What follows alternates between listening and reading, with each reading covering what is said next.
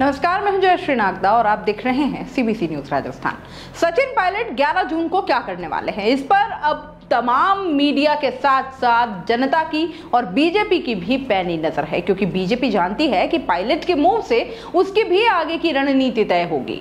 भले ही पायलट कल नई पार्टी बनाने का ऐलान न करें, लेकिन जिस तरह से पिछले 2 महीनों की 11 तारीख को पायलट ने भ्रष्टाचार और पेपर लीक के मुद्दे पर अपनी ही सरकार को घेरा है, उससे आने वाले चुनावों में प्रदेश में भ्रष्टाचार, पेपर लीक और बेरोजगारी को मुद्दा बनाने की बीजेपी की रणनीति को बल मिला है। बीजेपी कांग्रेस पर हमलावर हुई है कि उनकी पार्टी के पूर्व उप मुख्यमंत्री और पूर्व प्रदेशाध्यक्ष ही अपनी सरकार को उन मुद्दों पर घेर रहे हैं जिन मुद्दों को लगातार बीजेपी उठा रही है। ऐसे में कल होने वाले पायलट के ऐलान पर बीजेपी ने भी अपनी नजरें गड़ा रखी हैं। बीजेपी का यह कहना है कि पायलट अपने मुद्दों पर डटे रहे, नहीं तो किस्सा कुर्सी का ही समझा जाएगा। सचिन पायलट के 11 जून के कार्यक्रम को लेकर नेता प्रतिपक्ष राजेंद्र राठौड़ ने कहा है कि पायलट ने 11 तारीख को कई काम किए हैं। उन्होंने अपनी ही सरकार के खिलाफ जन संघर्ष यात्रा निकाली, आरपीएससी पर सवाल खड़े किए, लेकिन 11 जून को वो अपने मुद्दों पर अगर खड़े नहीं रहते हैं तो यही समझा जाएगा कि किस्सा कुर्सी का ही था।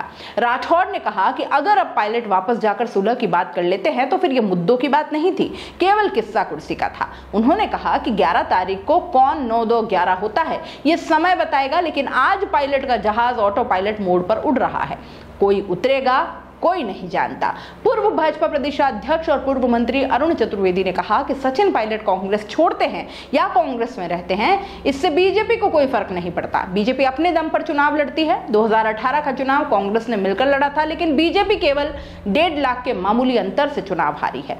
ये लोग 2013 में भी मिलकर चुनाव लड़े थे और तब बीजेपी को 163 सीटें मिली थी। अब पायलट कांग्रेस में रहते भी हैं तो हमें कोई फर्क नहीं पड़ेगा, क्योंकि प्रदेश की जनता इन्हें समझ चुकी है। कैसे 4.5 साल इनके बीच कुर्सी का झगड़ा ही चला।